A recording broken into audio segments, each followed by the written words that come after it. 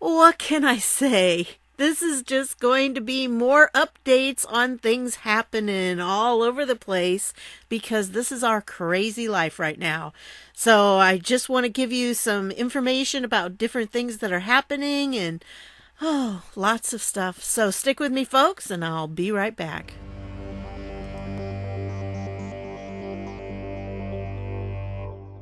Hey everybody, this is Deb with Truthification Chronicles, and whoa, wow, stuff really is coming out, and we're seeing some action. So I want to share that with you and let you know that some things are happening. So to start out with, Rudy Giuliani says Americans are giving us so much evidence of election misconduct, it's a full-time job to follow up. Some really powerful cases will come down very soon. So yes, they are working at it. And remember, Trump has several different teams out there in various locations, and they're all working toward the same goal of exposing the corruption. So this is pretty exciting, and they're getting their cases ready to go to court. So I told you in the last video, I think it was, that the Trump campaign had this voter fraud, election fraud thing that they set up, a hotline kind of idea, and they had to really just set up a whole area for it because they had so many claims coming in. And, they obviously have to investigate them and vet them, but there's just a lot that they have to sift through. And, the great thing about this time in our country is that people have cell phones and they're taking video and they're capturing it right then and there. And that's a very good thing. So, but remember, Deb was the one that said they should all have like body cams, or there should be a live stream of the counting so that they can't do all this shenanigans. But, oh no, they didn't listen to Deb. Maybe next time, right? 2024, they'll have it all implemented. Anyway, well, this is a situation here. We have some different people have been going through things, and Raheem Kassam, and he says totally normal for 170-year-olds to be voting in Allegheny County, apparently. So, yeah, we got some pretty older people here that are getting ballots. 1850, right there, 1850. So, yeah, evidently that's, just normal for them because they're requesting ballots and they're receiving ballots. And, yep, very interesting. So, here we go. Rappers that voted for Trump versus rappers that voted for Biden. Yeah, the live ones vote for Trump, the dead ones vote for Biden. So anyway, that was pretty good there, right? As always, I'm going to leave all the links down below so you can see them for yourself. Well, this one says, a group of Trump supporters crashing Biden-Harris rally in Wilmington, Delaware. The group chants, "Stop the Steal." Biden supporters await Kamala and Biden, who are set to address the nation tonight, according to multiple reports. Okay, and so you probably already heard they didn't really say anything. They're still not, claiming victory, which I'm okay with that. I don't want them to. So here we go. Stop the steal! Stop the steal! Stop the steal! Stop the steal! Democrats couldn't. I'm sure the Biden people didn't really appreciate that. There seems to be a little bit of confusion about Biden because they had two options available. They had an indoor option and an outdoor option. Okay, the indoor option was if they couldn't declare victory, if they hadn't called those states and everything, then they were going to do the indoor option and Joe was going to be the only one that talked. The outdoor option was supposed to be like a car rally, and evidently from the pictures I've been seeing, it was like fake cars. I mean, they were real cars, but they didn't have like license plates and stuff on them. And it looked really odd, but that was the outdoor one. And they were going to do that if they were going to win, if they could declare victory. So I'm, again, glad that they didn't. So anyway, that's what these people were out there for. And just kind of interesting on that. Well, guess what? It says here, unconfirmed reports of an attempted attack at the White House in D.C. moments ago. As we go through this thread, you'll see it really wasn't, but there were multiple emergency services on location with a large and expanding crime scene.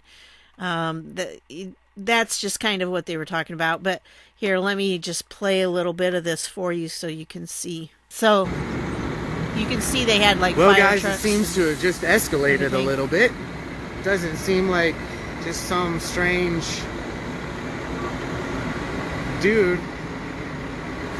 1, 2, 3, 4, and an ambulance. CNN.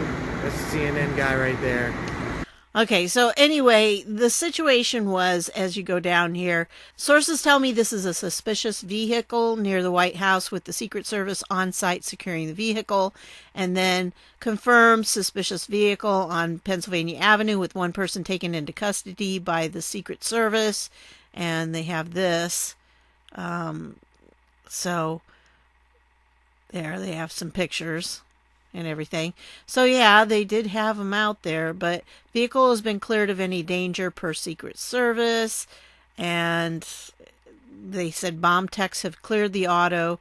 So it was just a suspicious vehicle. No type of attack was announced by Secret Service.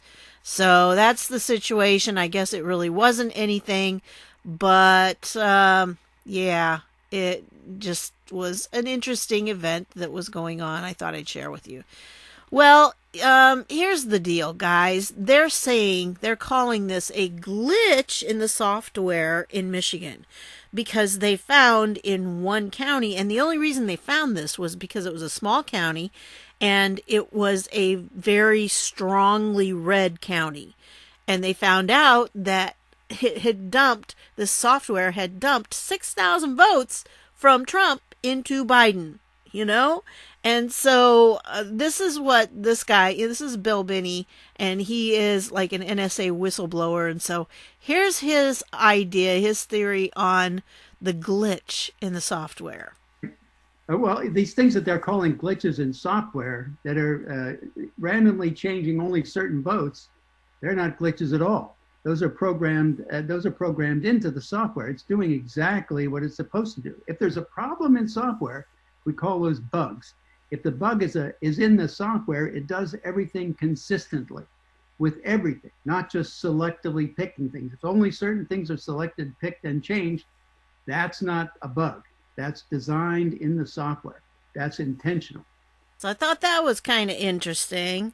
Yeah, and I think it is. There's a lot of digging going on about the software, which is from Dominion and has ties to Hillary Clinton and the Chinese Communist Party.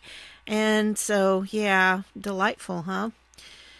So then we have this. Paul Sperry says, breaking sources on the ground say Stacey Abrams has been involved in the monitoring of mail-in ballot and absentee ballot counting in Fulton County, where some 11,200 votes remain uncounted in Georgia, it's supposed to say Georgia, race where Trump holds lead. Yeah, put Stacey Abrams in charge. I'm sure she's going to be impartial. And this one says, yeah, she's been doing this 3 days ago. That was when she did it. And she organized and executed her plan with help. I read too many comments telling her that they owed her a debt of gratitude for her to her for her plan. Yeah, scary, huh? And so she is, once again, still in the picture, I guess. I don't know. Anyway, this is the court order right now that came out. Does it have a filing date? No, it doesn't have a filing date at the top. This came out from Justice Alito from the Supreme Court, and it's the Republican Party of Pennsylvania v. Kathy Boockvar, Secretary of Pennsylvania. All county boards of election are hereby ordered, pending further order of the court, to comply with the following guidance provided by the Secretary of the Commonwealth on October 28th and November 1st, namely, 1, that all ballots received by mail after 8 p.m. on November 3rd be segregated and kept, quote, in a secure, safe, and sealed container separate from other voted ballots, and 2, that all such ballots, if counted, be counted separately. And there's the information on that, where that came from, and where, they were talking about that, the court cases there. Until today, this court was not informed that the guidance issued on October 28th, which had an important bearing on the question whether to order special treatment of the ballots in question, had been modified. The application received today also informs the court that neither the applicant nor the secretary has been able to verify that all boards are complying with the secretary's guidance, which, it is alleged, is not legally binding on them. I am immediately referring this application to the conference and direct that any response be filed as soon as possible, but in any event no later than 2 p.m. tomorrow, November 7th, because I'm recording this on the evening of the 6th. So this is expediting the situation here. They were supposed to be keeping all of those ballots separate, and not just in one place, but all across the entire Commonwealth, I guess, because it's technically a Commonwealth. And so they were supposed to all be doing it, and they weren't. So once again, Pennsylvania is having a real tough time following the law. And, we just want people to follow the law. If it says you can have poll watchers in there, let the poll watchers in. Sorry, gonna get down off my soapbox. But anyway, so this is going to be expedited, and I think that, if they have to have everything in by 2 o'clock in the afternoon on the 7th, that is really going to be pushing things. So the Supreme Court is going to see about that and to find out what's going on. So, I think they should be separate, because the state law said they had to be received by 8 o'clock p.m. on that day, on November 3rd. And they weren't. They received after it. And so, I'm sorry. They really just shouldn't be counted. The U.S. Supreme Court. So this matter presents itself to the United States Supreme Court. So in my mind, 3 things can happen. 1, they don't take it up in full, even though I strongly feel they should. Hopefully there's 4 justices, as I understand it, that are required. Number 2, Sam Alito, and hopefully a majority, will say, okay, those segregated votes, they were segregated out. Those are unconstitutional. Don't blame us. Don't blame the legislature. You can blame the governor, and you can blame your state court. Or number 3 that nobody's thinking about, and I don't particularly like it. The court could say, look, those segregated votes from our perspective are unconstitutional, but we're going to leave it to the United States Congress to determine whether they're unconstitutional or not, and the state legislature is free to send its own list of electors based on the original statutory election laws. We'll now know how many, because they're segregating the votes. If in fact the President of the United States won under the existing law before it was changed by the state Supreme Court. In other words, there could be 2 sets of electors set, one certified by the governor, one certified by the legislature under the federal Constitution, and Congress can sort it out. What do you think of those 3 possibilities? Right. Heaven forbid for 2 of them. On the one that I think is the more or most likely is that the Supreme Court will now do its duty in the Pennsylvania case, because it was very clear from the outset that what the governor did and what the state Supreme Court did was utterly unconstitutional. So it's a lawless act. And at this stage, the Supreme Court has a solemn duty, in light of the nature of the issue and the stakes at hand, has to take the case. And I think, by the way, the earlier determination by Justice Alito to call a halt to any counting, if that had begun, of these set-aside ballots, the ones that I view as illegal. They're just illegal. They don't and should not count. His determination to do that is a signal. It's not an assurance, but it's a signal that a majority of the Supreme Court would uphold what Justice Alito has done. We'll see. That's a guess, but it's a reasonably educated guess. So anyway, then we go on here. Nevada The Nevada GOP says, our lawyers just sent a criminal referral to AG Barr regarding at least 3,062 instances of voter fraud.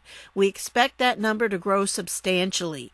Thousands of individuals have been identified who appear to have violated the law by casting ballots after they moved from Nevada. And this is the big bone of contention here in Nevada. What they're trying to do is they're exposing that there were a lot of people who no longer lived in Nevada that had put in votes because, of course, their ballots were sent to everyone in Nevada.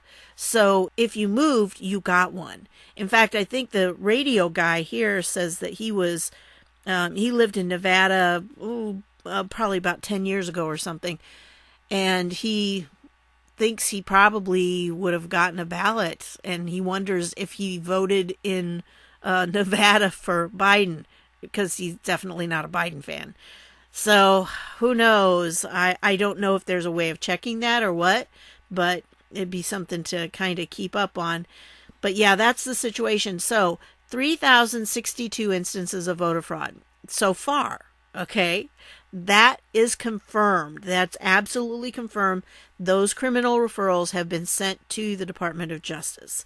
Now, obviously, the Department of Justice will have to investigate, so it's not going to be like an immediate arrest, but I think there's more and more evidence out there that this is the case, that these people did not live in Nevada when they cast their votes. And I think there's a 30-day residency thing.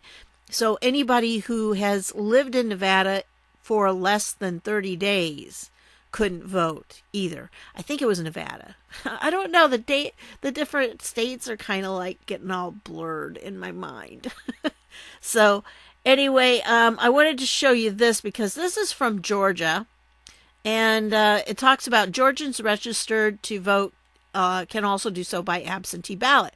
And this is from like the official Georgia website here.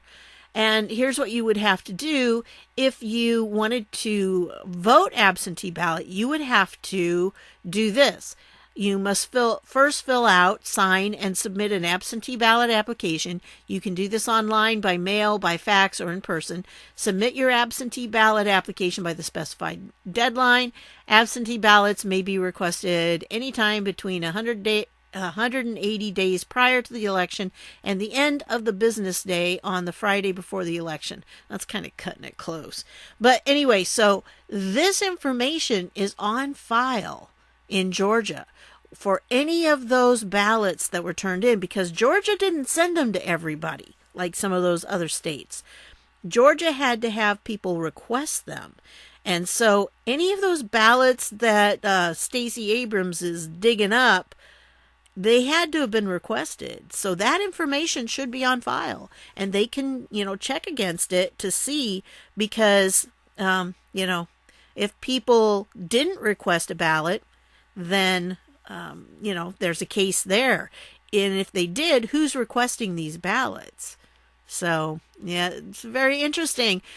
Somebody pointed that out, and it's like, yeah, they're going to have some proof here, so those ballots can be verified. And that could be something they got some explaining to do. Well, speaking of explaining, Alexandria Ocasio-Cortez says, is anyone archiving these Trump sycophants for when they try to downplay or deny their complicity in the future? I foresee decent probability of many deleted tweets, writings, photos in the future. And then she says, she's laughing at the party of personal responsibility, being upset at the idea of being responsible for their behavior over the last 4 years. No, what we're worried about is some nutter like you making a list of us so you can pay us back. And, how's that going to play out? You're going to try to put us in internment camps or relearning camps, as they like to call them, re-education camps. This is what I'm worried about. And so James Woods responds to her and says, are you literally making lists I understand you're an ignorant nitwit who's never had a passing acquaintance with a history book, but political lists are exactly what communists do. Lenin, Stalin, Pol Pot, Castro. So put me at the top of the list, you moron. I'd be honored. And there's a lot of people that responded too. It's like, yep, the rest of us are going to be right there and sign us up. Yeah, fill up the FEMA camps. So add me to your list. Oh, man. And here's the website right here. It's called the TrumpRegistry.com. Remember what they did? The Trump Accountability Project. And it's a registry, and they're having people put information in here. We should welcome in our fellow Americans with whom we differ politically. Because this is what Joe Biden's been saying. Oh, I will be president to everybody. Well, that didn't happen for 8 years under Obama. He certainly was not president to all of us. He treated us like trash, like second-class citizens. That's what ticked us off so much and made us want Trump. Oh, they don't get it. They don't get it. So anyway, then it turns around and says, but the world should never forget those who, when faced with a decision, chose to put their money, their time, and their reputations behind separating children from their families. That was Obama that did that. Hello.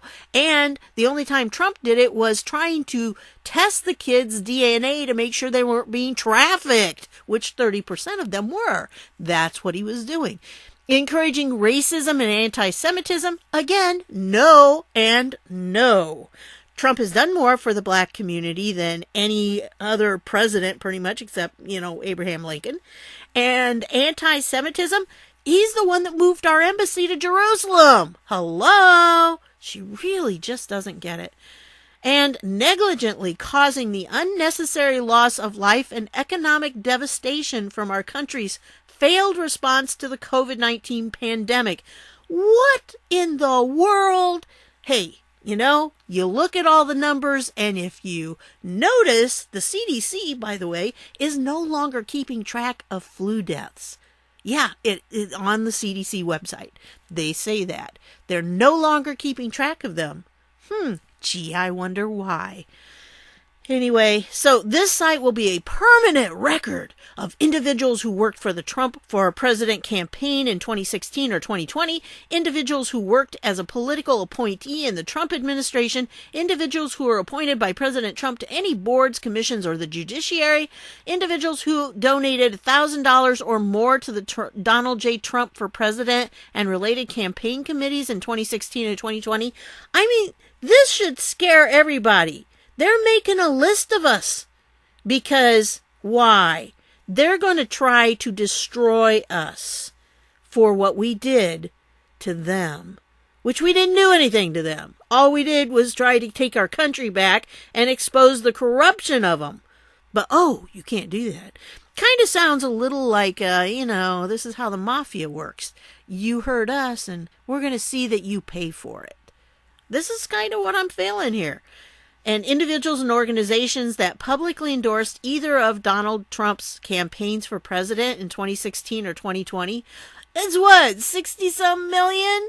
Actually, isn't it somewhere up to 70 now? I don't know. I've lost track of the count because it's just so insane. I don't know what to believe right now when it comes to the number of actual voters. So... law firms that worked for the Trump or Trump for President campaign or administration, individuals who supported Trump but publicly denounced the Trump campaign and or administration prior to Election Day 2020. Who's that? Not us. Anyway, so if you want to help, you can email them. Not affiliated with any political campaign or organization. Right. So, yeah, that's the situation. I forget I saw the registry for the, who is for it, but I can't remember what it said. I don't think it gave much information, but anyway, so yeah, that's out there. entertainment organization that has a news outlet would hire these people. I also want to echo something that my friend EJ said. It's not only that Trump has to lose, but that all his enablers have to lose. We have to collectively, in essence, burn down the Republican Party. We have to level them, because if there are survivors, if there are people who weathered this storm, they will do it again. They will take this as confirmation that, hey, it just pays to ride the waves. Look at me, I've made it through. And so up and down the ticket, federal, state, local offices, the country has to repudiate this. This has become a dysfunctional anti-government party. That is not what the country wants and what it needs. Well, this guy says the voter fraud is glaring and caught on video because, of course, the mainstream media says there's absolutely no evidence of voter fraud. Well, it's because Twitter keeps blocking you and kicking people off. Found out they kicked off a couple more today. They kicked off Brian Cates from the Epoch Times. And they kicked off Carlos Osueda. I can't remember what his name is exactly, but he's had some really good threads lately. Read a few of his on here, so yeah, he got kicked off. I don't know if he was actually banned, or if it was just temporary suspension because of a tweet or something. I don't know. I haven't checked him out, but. Yeah, anyway, so President Trump should concede nothing until SCOTUS has its say. The media has no power to call anything or declare anyone a winner.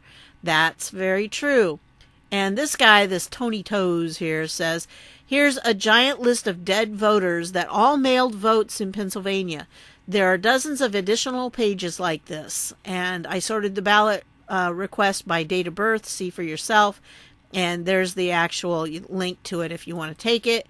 And here is the problem with this is you can't, it's like trying to see it a little hard.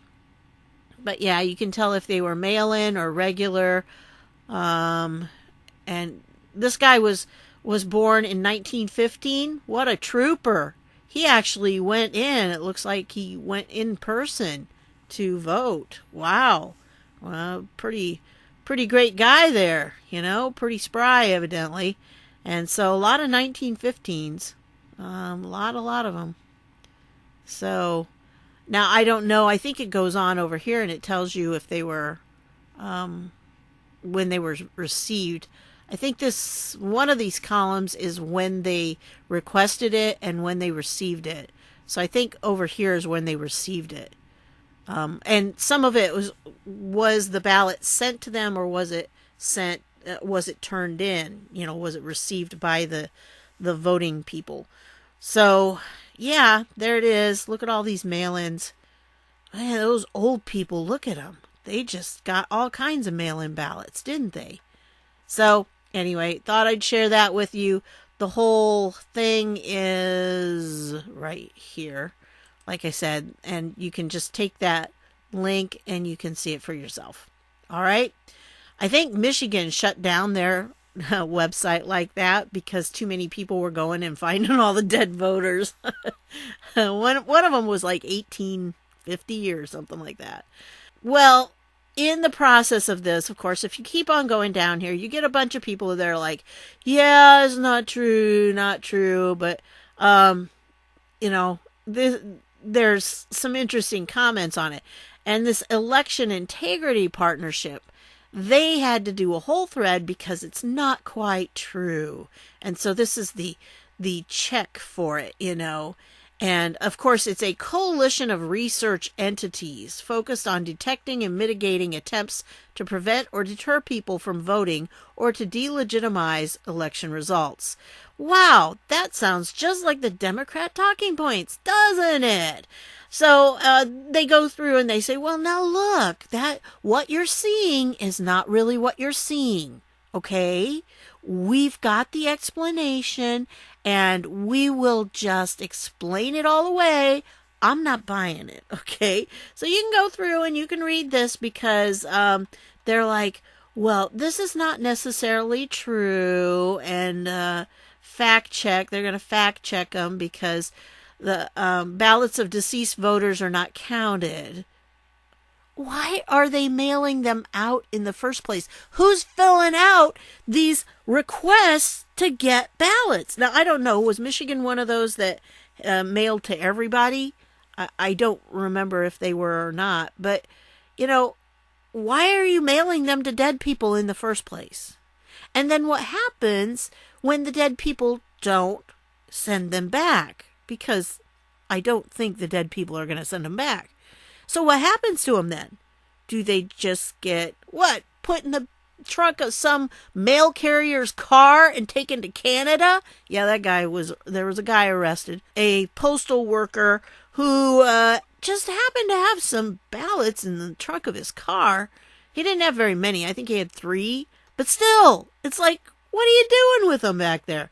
So anyway, if you can just rest assured, because this Election Integrity Partnership has said that, this is debunked, and what you're seeing on there, even though it's real and you're seeing it, it's not real. You're not seeing it. It's just crazy. Well, this one comes up and says, these people were born in 1800, and it shows the ballot was received. Now hers, she has the act. I hate it when they do that. So, boom. All right. So you can see here, this was the application for the ballot, and then here's the ballot was mailed, and over here, the next column, you can't see it on this, but this was, the ballot was received. And so, see, there almost all of these, this one wasn't received, so that one didn't send it back in. And then the others, yeah. So all these people that were born in 1800, look at that. Lots of people born in 1800 there. Man, they're in good shape. They're pretty enthusiastic.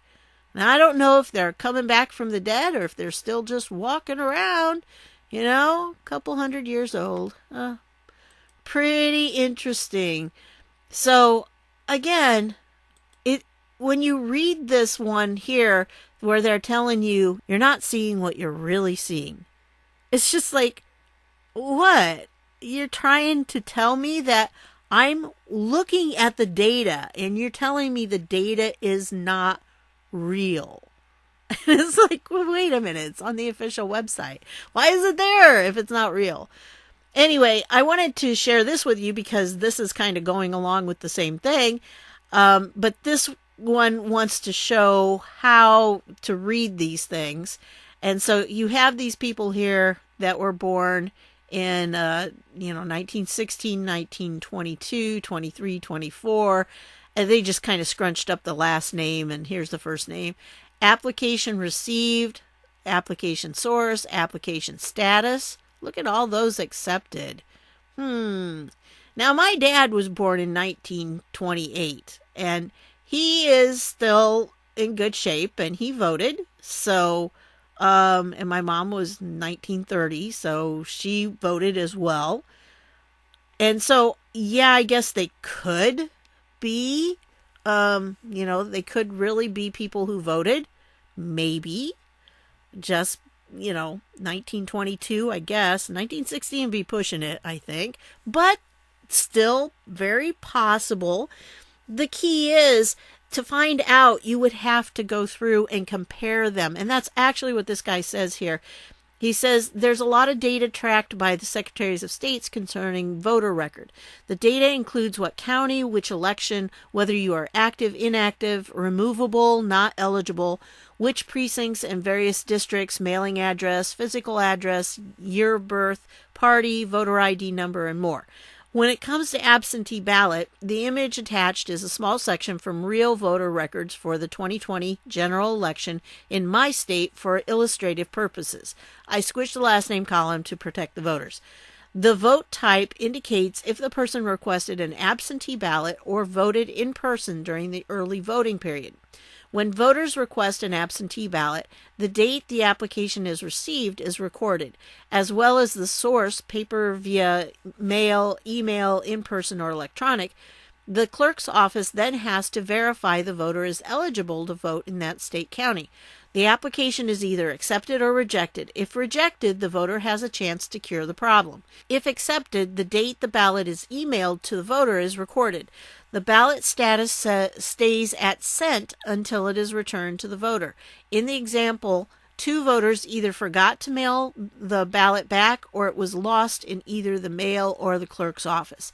Because, see, there's this one down here was sent, but it wasn't received, and this one too. I don't know what the spoiled transaction one was. I don't know that. But anyway, he goes on and says, the date the ballot is returned from the voter is recorded. At that point, the clerk's office has to inspect the absentee ballot envelope to make sure the voter has the proper information. If they miss putting some information, they are given a chance to cure the problem, sign the ballot, enter the correct year of birth or social security number, whichever is required, etc. The information related to the election does not include a column for dead or alive. Trying to find death information takes a lot more work. If the voter died but has not yet been removed from the voter registration rolls, that occurs every other year, the voter record is marked as removable or dead depending on the state. If I find a removable voter has voted, I start digging more. Some of the removables are convicted felons. Others have moved out of state. Others, not many in my state, turn up in obituary notices. It takes a lot of man-hours to go through these. Currently, for dead people not voting, we have to rely on the clerk's office keeping the voter registration records up to date. Sadly, this is not the case. Many times locally, the older people die in nursing homes located in other counties. Death notices seem to be slow-walked big time to the Secretary of State, who in turn disseminates the data shown to the county where the voter was registered. A centralized voter database linked automatically to Social Security number death records with no override button in the clerk's office is in order. That's his suggestion there. I also think a national voter card is needed to prevent people voting in multiple states. Our challengers caught people doing just this, and yes, those voters have been reported. So, yeah, I just thought I'd read that to you because remember, I don't link to things that are on the board, but I thought I would point this out to you because, you can clearly see here the different things about it and the status. And again, now I'm not saying, I guess there could be somebody who was born in 1916 who voted, but I think it's highly unlikely. And I really think that you'd have that many people who were born in 1922, 23, 24.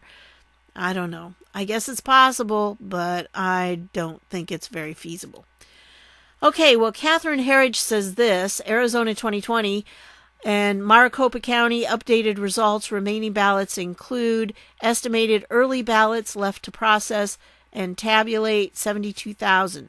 Estimated provisional ballots left to process 15,000. Estimated number of early ballots left to verify 5,000. This is the highest number of early ballots ever received by Maricopa County, and the Elections Department is on track to complete reporting faster than ever before. Another update of unofficial results at 9:00 a.m. on Saturday.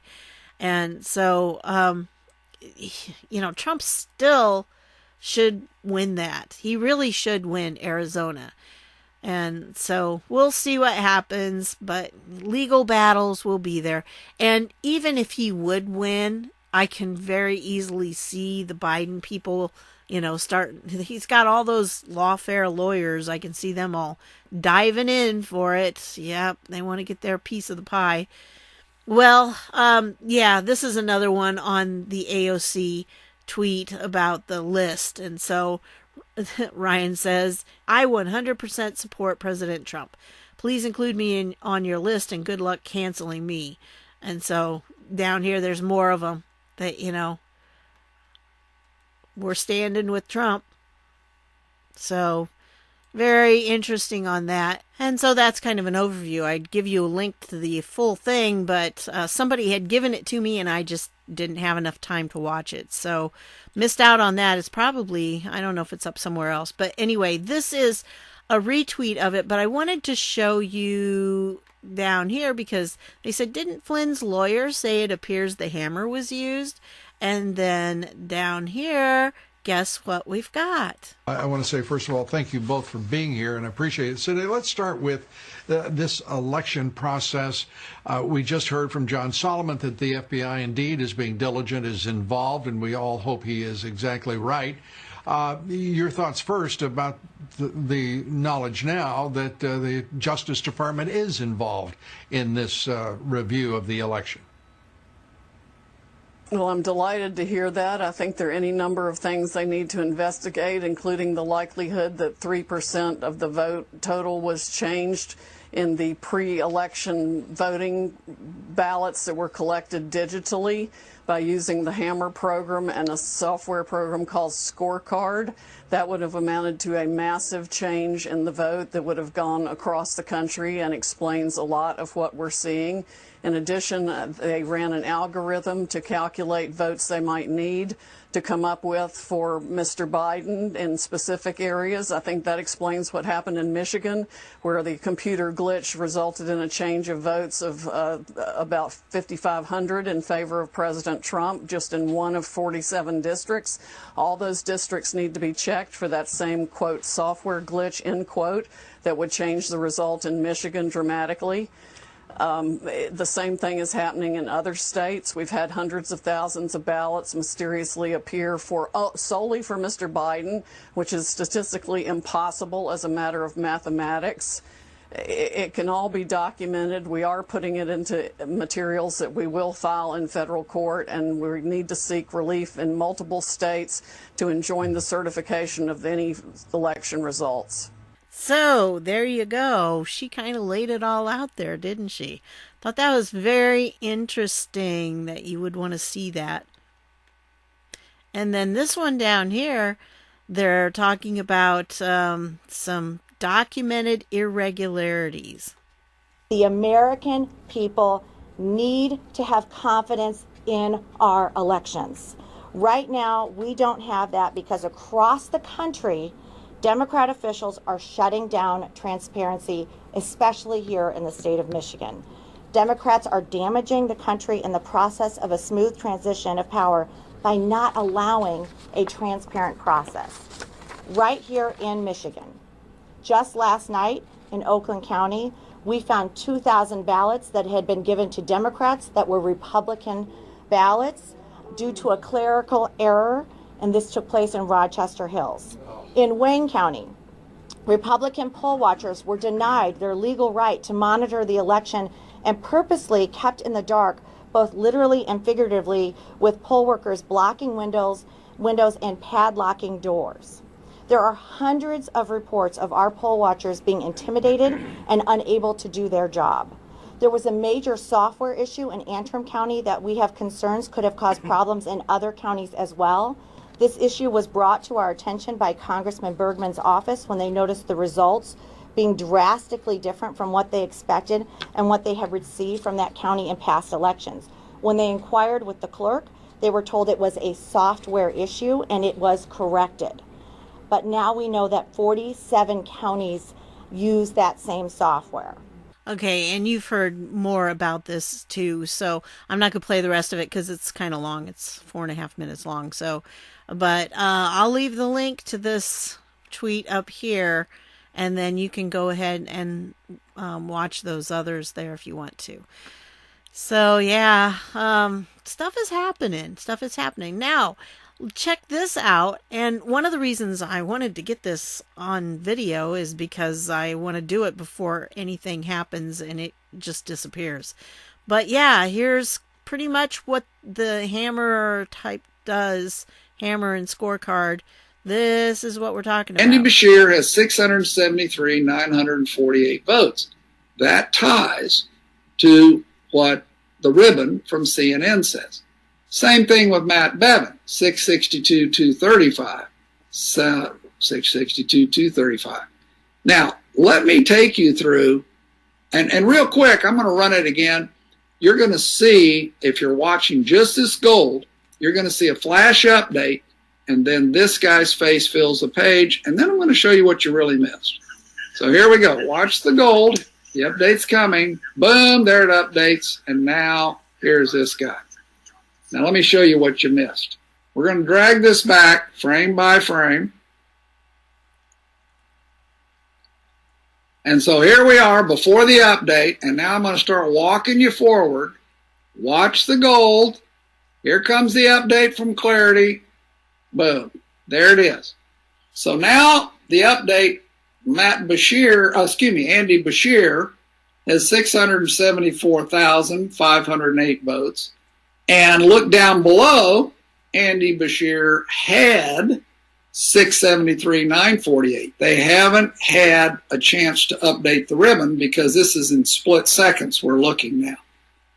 So Andy Beshear has just gained 560 votes. That makes sense. That's what happens as more votes come in, right? Let's look at Matt Bevin. He now has 661, 675. But look down below. He did have 662, 235. At the exact same second that Andy Beshear has gone up 560 votes, Matt Bevin has gone down 560 votes. Yeah, is that something or what? Who's going to be watching the numbers quite like that? And, I can see that happening and people wouldn't notice because, who would remember those numbers when it switches and, well, obviously it updated. Yeah, it took a bunch off. So, how many times did that happen is the question. Well, here's something I want to encourage you to do, because if you haven't done this, you might want to take some time and do it, because remember that your senators and your representatives work for you, and you need them to know how concerned you are about this, and you need to push them to say, what are you going to do about it? You're the legislative branch. You need to figure this out and to fix it, because there's real problems going on here. So, remember, you can go here to the Senate and you can find your senators. When you go to their websites, there's a link to their websites, and usually, there's a contact form on there. You can only contact your own representatives from these forms. So, like, if you want to contact somebody else like Nancy Pelosi or Jim Jordan or, whoever you wanted to, you can't unless they're your representative. So, but here's the House of Representatives too. Same thing there. And you can just, you don't have to actually email it. It sends it to them automatically in the form. So, anyway, here's a suggestion for what you could put. I'm writing to understand what you're doing to address the fraud in our election process and the travesty of the November election. Do you have a plan in place? If so, can you please share it? And what can we citizens do to ensure honest and fair elections that respect the wishes of all citizens? Will you please support a national voter ID? And then down here would be one for them too. Please don't just copy and paste this, because the word can is in here. What can we citizens can do? So take one of them out, okay? But be loud. They work for you. You are their boss. Just remember that, and encourage people that you know to write and say, what are you going to do about it? This needs to be addressed. And then the last thing I want to leave you with is this right here. This guy is running for House candidate Pennsylvania 18. Help me pursue this and expose the truth. I have received multiple claims of election fraud in Pennsylvania 18, wherein my opponent's name was featured on a ballot and my own name was absent. If true, this is huge. If you experienced anything similar, please reach out. And so he's got, some letters here that people sent. And I live in the 18th district and I voted yesterday. I changed my registration this year from Democrat to Republican. When I received my ballot, I was surprised to see that Mike Doyle was on the ballot unopposed. I was not clear on what district this Luke Negron was running on. I thought maybe something was missed that he could not be on my ballot for this particular polling place. However, today I confirmed with my neighbors that Mr. Negron was on their ballot, and they vote in the same polling place as I did. Why wasn't he on my ballot?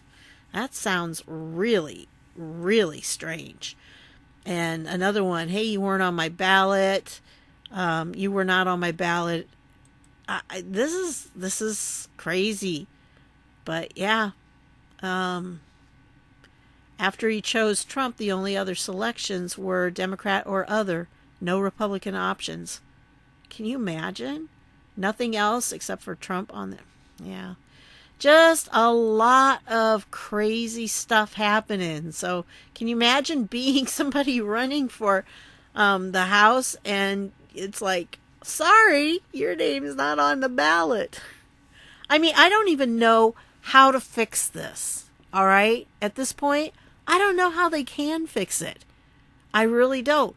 But I do know that this all had to take place. So somebody said in the comments, I think it was, that, it's like if you are trying to arrest a shoplifter, you can't arrest the shoplifter until they actually leave the store. You have to wait until then, because before that, they can always say, well, I was going to put it back, So you have to wait until the crime has been committed. And so this is what we're watching happening. We're watching crimes being committed, and we're also watching people who are going to catch them. All right. I also noticed on the Department of Justice website that AG Barr did put out a statement on the 3rd that said that we're working with the FBI in the local areas, and don't worry, we're going to be there watching. So, I mean, he said typically that is done for elections, but even more so, it sounded like they were kind of beefing things up a little bit and that they were going to be paying attention. So this is the evidence gathering time. They're gathering the evidence of the fraud. So even though the mainstream media is saying there's no evidence at all, we know there is. And they're coming up with it. And like Rudy Giuliani said, there's so much, they're having a hard time keeping up with it. So they're getting the documented cases down and everything. Keep in mind, yes, the legal challenges are very important, okay? But the real important thing is the operation going on behind the scenes that's getting all the dirt on these people who have been doing this to our system for years. Because the ones who are in charge have been in there and they have been committing fraud for years. So the time has come that they're going to be facing their crimes. So good news. I hope you see that as good news. I do. And I'm really sure that we're going to be seeing some people held accountable for this type of thing, because this truly is an election, not just election interference, but this truly is a national security issue, because they're faking, the whole structure of our government here, of our election system. And if they're defrauding it, then yeah, that's a big deal. So while it is important for Trump to be able to win in court, which I'm pretty sure he will on a lot of them, I think it's even more important for this to happen so that the documented proof of their crime can be put out there. Now, remember, the Republicans were really kind of had their hands tied until January of 2018. I believe that's when the consent decree that they had from 1982 expired. So that freed us up. And that's why probably there wasn't enough time to implement everything in 2018. And I think 2018 was a trial. So there were some things tried to, they were kind of keeping an eye on how the crime was going to be committed, because the Democrats have been planning this for a long time, for 4 years, because they wanted, the presidency back, and they were going to get it any way they could. This is why Hillary was so calm because she knew that their fraud machine was so efficient that it would take care of everything and it would win for her. She just didn't know that we had some very good military white hats who ended up stopping them. And so they came up with this new scheme, and they thought they had it all sewed up because they had the majority in the Supreme Court. I'm going to call it a majority because, Chief Justice Roberts, he always voted with the liberals. So before Ruth Bader Ginsburg died, they thought they had that going. And that's why they were really pushing these mail-in ballots. And did you notice that's like right after she died, all of a sudden it's like, oh, you need to vote in person. You need to vote in person. So I think that they were a little worried about that. And they should be. Because, when you cheat, you get caught. And so I think this time they're going to get caught. So that's what I've got for you on this one, folks. I'm just hanging in there and trying to keep up with everything I can. So, folks, I don't know what's going to happen this weekend, Saturday and Sunday. If you're in a place where they're having protests, go and be part of that. Because I think that's an important thing to let the people who are cheering Biden on, we need to let them know that we're still there and we're not going to take this lying down. So I do encourage you that if you're in a place where you can go and do a peaceful protest, that you do that. But if you're in one of the areas like I am where it really doesn't make any difference, chill, take it easy. It's okay to do that and kind of decompress a little bit because we have more battles ahead of us. And, when you have an army and everything, you need to make sure that some soldiers are rested so when the other ones get worn out, they can kind of step back for a little bit. So that's where I think some of us are at this moment. And again, if you're in one of those places where you have protests going on near you, I encourage you to go and be part of it and let your voice be known. But if you're in one of those areas where you are just kind of away from everything, there's just no feasible way to get to any of those protests, then I encourage you to just take it easy, get a little bit of fresh air, and enjoy your weekend, because who knows when you're going to need to be back at the battle again. Okay?